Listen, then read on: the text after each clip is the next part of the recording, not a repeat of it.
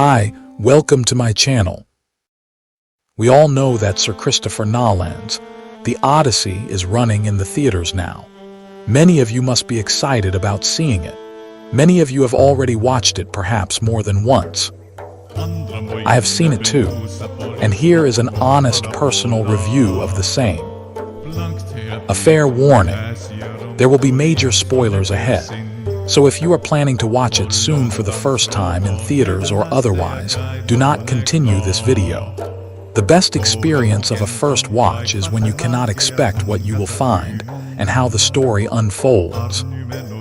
For such viewers, I would also recommend watching the film in the best theater experience accessible to you.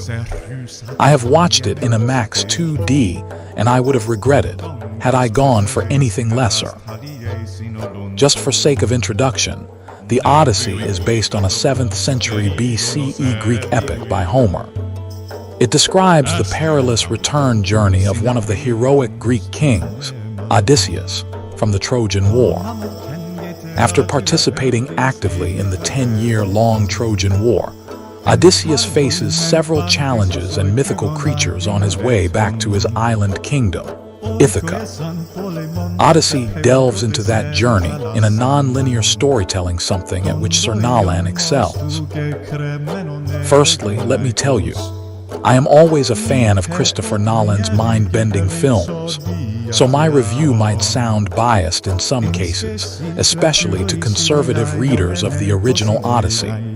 But everything presented here is my personal opinion, and surely I will not be able to cover everything.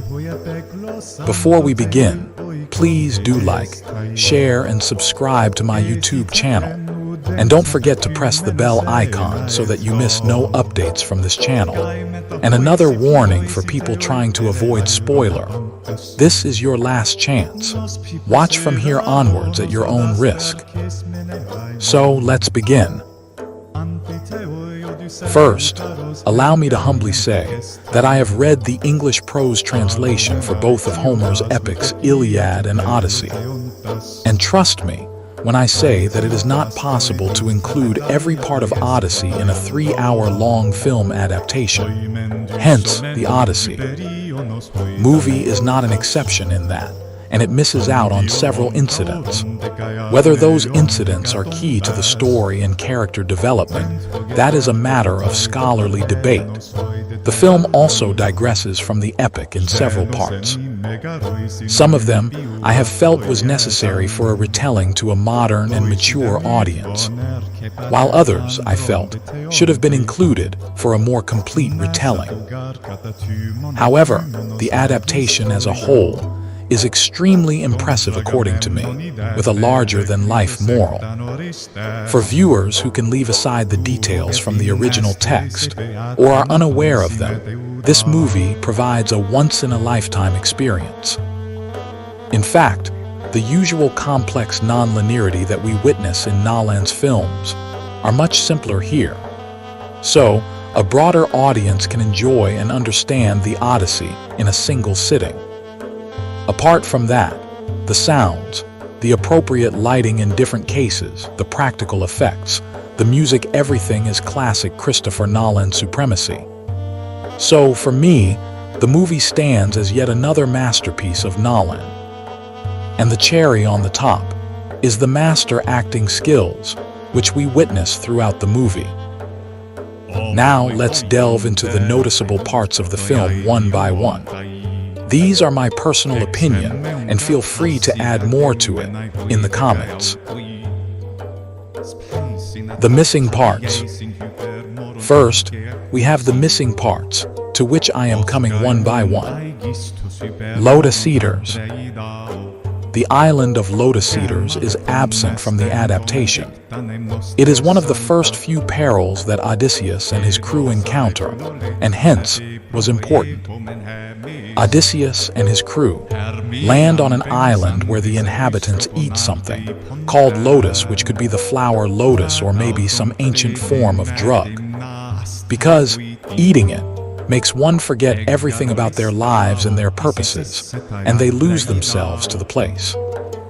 Some of crew members falls for the drug flower, and Odysseus has to drag them back to the ship to get them back to their senses.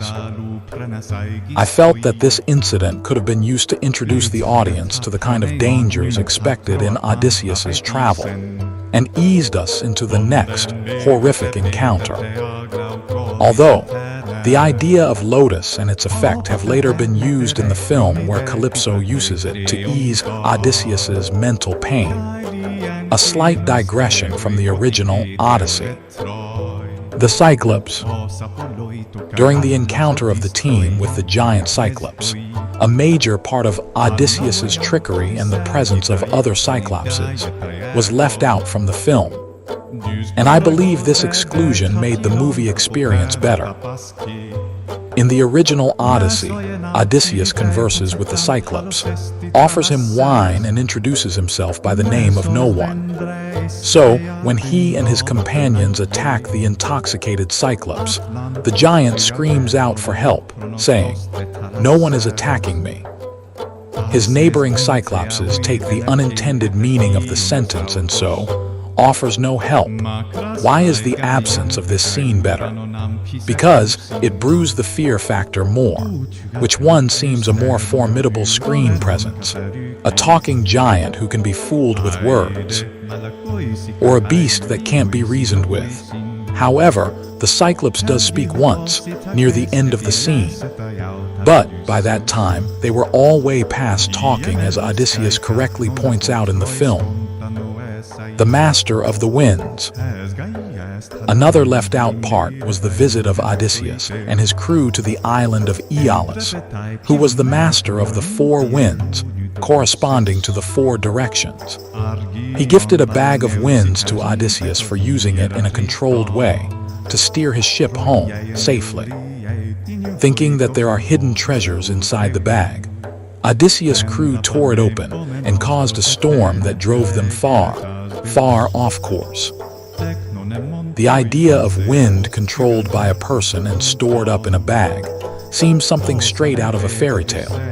It was not something suitable for the type of audience Nolan's film usually attracts. So, I support the absence of this section. More natural causes were shown as the reasons behind Odysseus's ship losing its way. Odysseus and Circe's relationship. In the film, the encounter of Odysseus and the witch, Circe, is brief, but impactful. Whereas in the original text, the crew visits her island twice, and Odysseus sleeps with her in exchange for crucial suggestions and instructions about his future travels. I understand that this part would have been highly controversial given the fact that Odysseus was married, and his wife at home was waiting just for him, painfully keeping at bay a horde of suitors. But the truth is that Odysseus was a highly complicated character, as mentioned at the beginning of the original Odyssey. It would have been a bold move if Odysseus's manipulation techniques and questionable loyalty was presented to the audience. In the time of storytelling with gray protagonists, it would have been a perfect serving. But anyway, Nolan wanted to show Odysseus as the stereotype hero in this sense, and I personally have no problem in seeing him that way in the film. Absence of Achilles. In the original Odyssey, Odysseus goes to the land of the dead, or the underworld, to learn about a prophecy regarding his return. There he meets with many ghosts of his fellow Greek warriors lost in the Trojan War or otherwise. One of them was Achilles, the most glorious of the fighters on their side. But in the film, Achilles was not seen amongst the dead who Odysseus meets. His character was not even mentioned. In Greek mythology, the tale of Achilles comes right next to that of Hercules. Initially, we have heard rumors that Elliot Page was to play Achilles, and it had sparked a controversy. But when I watched the film, Page was seen in the role of Sinon, a Greek common soldier, who was never mentioned in the original Odyssey. I feel that keeping Achilles' character in the film would have been true to the spirit of original text. In fact, a cameo of Brad Pitt, who played Achilles in the 2004 film Troy, would have been epic. But I also understand why Nolan did not keep this character. It is a mountainous burden for any actor to be acceptable in the role of the Greek demigod hero, Achilles. And perhaps choosing someone for such a role of probably less than 1 minute of screen time would have been a risk not worth taking. The Phaeacians. The entire interesting phase of Odysseus landing up alone as a castaway in the island of Phaeacians was cropped out of the movie. The royal family of this island helps Odysseus make his final journey to his homeland of Ithaca, while themselves earning the wrath of the Greek god of seas. In fact, Odysseus narrates the adventures of his past there for the first time, but nothing is mentioned about the Phaeacians in the movie. Here, the Phaeacians and the Lotus Eater has been punched with the island of Calypso. She is the one who asks Odysseus to take a leap of faith in the sea. And voila! Odysseus washes up on the shores of Ithaca. It might have been necessary for keeping the film within lengths, but it felt a little rushed and too good to be true while watching. Enough of criticizing the missing items. It is time to bite into the good parts of the film now. Let us talk about the creative liberties. During adaptation of some book, game, or folklore into film, directors generally and without fail always digresses from original text. It is called creative liberty. Sometimes they make a movie unforgettable, and sometimes cause disappointment. In Nolan's The Odyssey, I found many missing parts and creative liberties, but only few of them disappointed. Twanging of the bow. This might seem like an odd thing to talk about, but still, I will start with this. The part near the end, where Odysseus strings his own bow and plucks the string to make a guitar noise, has become the absolute fan favorite. But the very idea of twanging the bow as a form of warning to the enemy, or to reveal one's true identity, this comes straight out of Indian mythology and epics. As an Indian author, I have found this creative liberty of Nolan a likely inspiration from several instances in the Ramayana and the Mahabharata. I have myself read these heavy Indian epics and have also published books on them and inspired by them. My book on Queen Draupadi, a central character in the Mahabharata, is now live on Amazon Kindle, available both in ebook and paperback formats. The Endless Veil, a queen at stake, removes the myths and delves into the realistic history of the Mahabharata. The links to the Amazon sites have been provided in the description below. Rate it if you wish to know more about the epics from a different part of the world in contrast to the Odyssey. Now back to the review. The next creative liberty is the idea of gods. As I have surely expected from Nolan in the film, the way he portrays the Greek gods is very different from what the original epic gives us. In the poem, the gods and goddesses like Athena, Poseidon, Zeus, and Hermes are actual characters playing pivotal roles, interacting with humans. In Nolan's The Odyssey, even though there are mythical creatures and witchcraft, yet the gods comes in a more symbolic manner. In the beginning, we hear of the Zeus's law, which tells every Greek to honor their guests, even the uninvited ones, as they might be gods in disguise. In the original Odyssey, the gods do literally come in disguise. But in the film, it is clearly a man-made rule that sustains a good society, ensuring no travelers face problems. In the original Odyssey, goddess Athena comes disguised as a stranger to Odysseus' son Telemachus, entreating him to go and look for news about his father. In the film, it was actually a stranger who suggests this to Telemachus. Even the idea of Poseidon, the Greek god of seas, getting enraged with Odysseus and causing storms to sink his ships, was dealt with in a more natural manner. In the film, the giant Cyclops, who was injured by Odysseus, is heard praying to Poseidon. He addresses Poseidon as his father and seeks justice for his injury. But isn't that how us humans too pray to God, the Father, when we are hurt? After this, Odysseus himself narrates that with each storm and problem they faced in the sea, the crew grew superstitious that Poseidon was enraged against them. Then again, the many encounters of Telemachus with goddess Athena in disguise was replaced by Telemachus finding the wisdom of Athena in the eyes of real men. This was until Odysseus, in disguise, asks Telemachus to stop looking for gods inside people because that could be disappointing. And that brings us to the other creative liberty taken by Nolan in the premature reunion of Odysseus and his son. In the original text, when Telemachus is returning from his brief travels with news of his father, the scheming suitors of his mother ambushes him to kill him. But goddess Athena guides Telemachus through a safe route, and he reaches home without any encounter. In the film, Odysseus, having returned to Ithaca in disguise, himself goes to save his son. An encounter happens with a group of thugs appointed by the suitors, whereafter Telemachus is saved and brought back home. However, goddess Athena, played by Zendaya, was shown several times in the movie.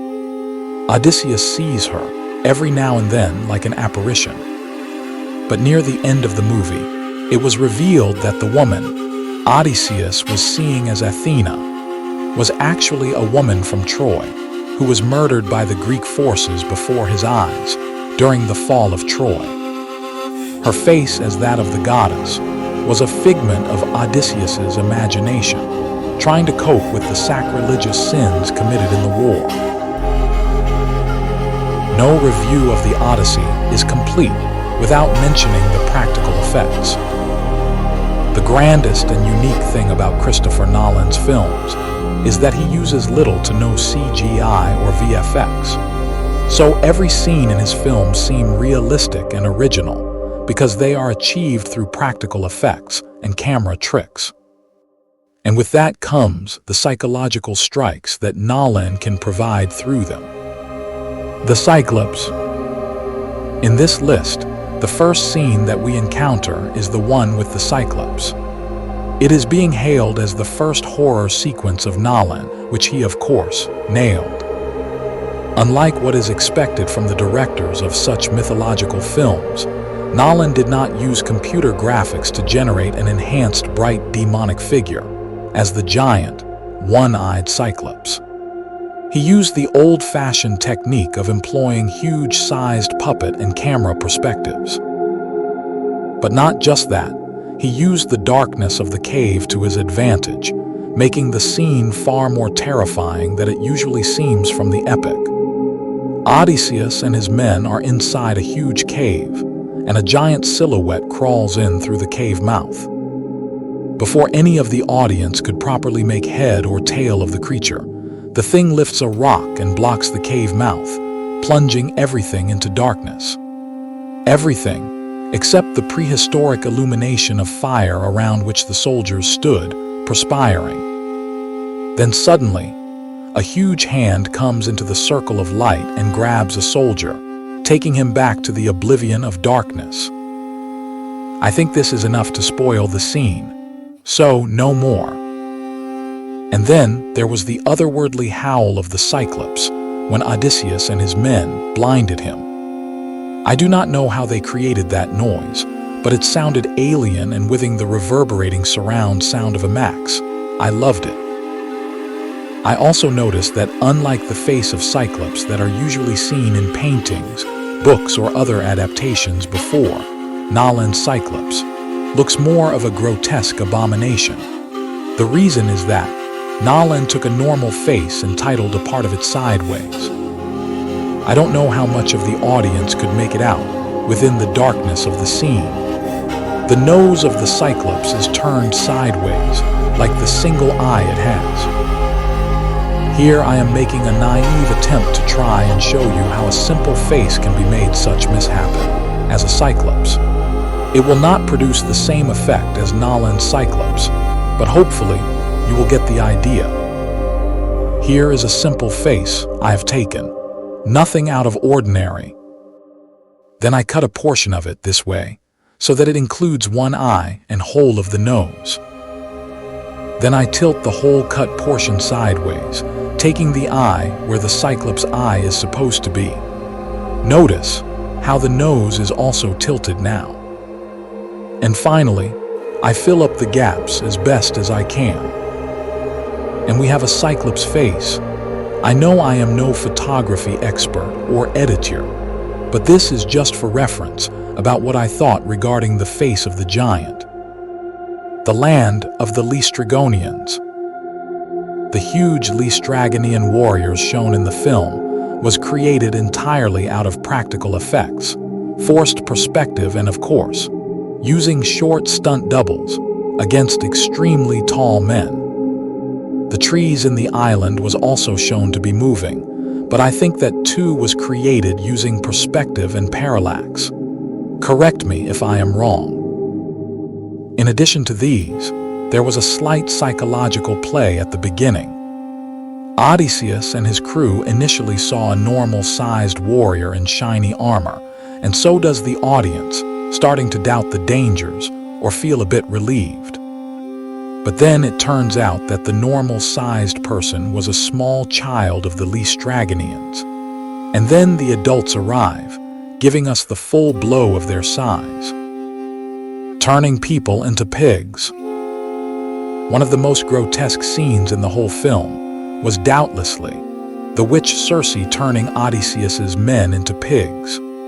Now, I have not seen many human transformation movies or films on werewolves and all, but amongst all the human-to-animal transformations that I have witnessed on screen, this one was the most horrific and the best watch, according to me. And needless to say, Nolan did not use any green screen or VFX. He used stretchy models of human faces, as I have later seen in some of the behind-the-scene videos. On the screen, it literally felt like Circe was using her bare hands to sculpt pig faces out of humans. If you are into body horror, this scene is a must-watch. The casting choices. I am no expert in criticizing casting and acting skills, and I also do not consider myself qualified for the same, but I have seen some of the best performances on screen in The Odyssey.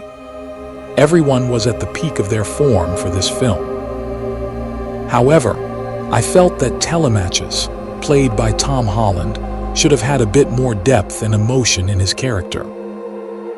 There was also a big backlash in the general community for casting Lupita Nyong'o, a black actress, as Helen, since it does not match the traditional description in Homer's poems. About that, I have nothing to argue for or against. I believe each of us is entitled to our own opinion, and we should also be acceptable of the choice made by the casting director. However, I found a logical fallacy in casting the same actress as both Helen and her sister, Clytemnestra. If they were identical twins, as shown in the film, then Helen should have been one of the two most beautiful women in Greece, and not the most beautiful woman. Summing up, if you ask me to describe the film in a single word, I would say it was epic. I have really liked almost every aspect of the film. Even with all its missing parts and small digressions from the original, the movie did not diminish the effect that it was supposed to have. And the main point is that the story was not distorted too far with the timeline of events and fate of characters. Nolan promised us to deliver the story of Odyssey, and that's what he gave us in the theater. I would ask the people to please go and watch this film if you have not already. It does not matter if you haven't heard of the Odyssey or are unaware of Greek mythology. Nolan presents everything in a way so that anyone can understand the main story without a doubt. However, if you are fussy about having a proper background, before going into the theaters, I would suggest just read a summary of the Trojan War. That should be more than enough. So go to the theaters and enjoy Sir Christopher Nolan's The Odyssey, now running with $1 billion box office. And if you like this video and found it informative, like, share, and subscribe, pressing the bell icon. Support us for more such videos and make sure you do not miss out. And let me know in the comments your own reviews and what all I have missed here. See you later with some other video.